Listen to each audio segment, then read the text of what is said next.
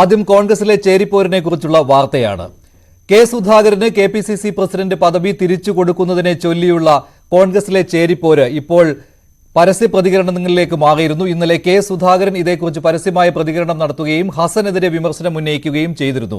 എന്നാൽ ഇക്കാര്യത്തിൽ ഇനി പരസ്യമായ ഒരു പ്രതികരണം നടത്തരുതെന്ന് ഹൈക്കമാൻഡ് നിർദ്ദേശം നൽകിയിരിക്കുകയാണ്. അതിനു പുറമെ ഈ തർക്കം തീർക്കുന്നതിന് വേണ്ടി KPCC പ്രസിഡന്റ് കെ സുധാകരനെ ഡൽഹിക്ക് വിളിപ്പിച്ചു. ശനിയാഴ്ച ഡൽഹിയിൽ ചർച്ച നടത്തും. അതിനുശേഷം മാത്രമേ മാധ്യമങ്ങളോട് പ്രതികരിക്കാവൂ എന്നുള്ള കർശനമായ മുന്നറിയിപ്പാണ് ഇപ്പോൾ നൽകിയിട്ടുള്ളത്.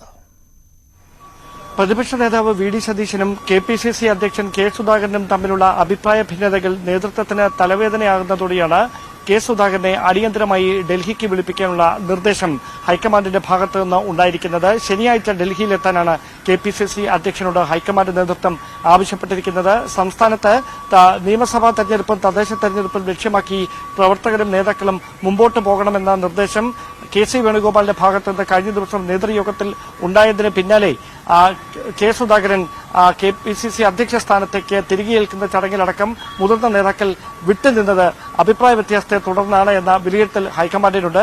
ഈ ഒരു സാഹചര്യത്തിൽ നേതാക്കൾക്കിടയിൽ അഭിപ്രായ ഭിന്നത തുടർന്നാൽ അത് പ്രവർത്തകർക്കിടയിൽ ആശയക്കുഴപ്പം സൃഷ്ടിക്കുമെന്ന വിലയിരുത്തലിന്റെ കൂടി അടിസ്ഥാനത്തിലാണ് KPCC അധ്യക്ഷനെ അനുരഞ്ജന നീക്കങ്ങളുടെ ഭാഗമായി അടിയന്തരമായി ഡൽഹിക്ക് വിളിപ്പിച്ചിരിക്കുന്നത്.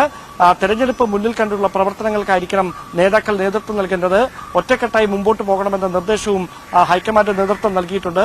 അതോടൊപ്പം പരസ്യ പ്രതികരണങ്ങൾ നടത്തി പാർട്ടിയെ പ്രതിരോധത്തിലാക്കുന്ന നടപടികളിൽ നിന്ന് മുതിർന്ന നേതാക്കൾ വിട്ടുനിൽക്കണമെന്നും മാധ്യമങ്ങളോട് ഒരു തരത്തിലുള്ള പ്രതികരണങ്ങളും പ്രശ്നങ്ങൾ പറഞ്ഞു തീർക്കുന്നവരെ ഉണ്ടാകരുത് എന്ന നിർദ്ദേശവും KC വേണുഗോപാൽ ഉൾപ്പെടെയുള്ള ഹൈക്കമാൻഡ് നേതാക്കൾ പാർട്ടി നേതൃത്വത്തിന് നൽകിയിട്ടുള്ളതായാണ് സൂചന. എന്തായാലും ശനിയാഴ്ചയായിരിക്കും KPCC അധ്യക്ഷൻ ചർച്ചകളുടെ ഭാഗമായി ഡൽഹിയിലേക്ക് എത്തുക.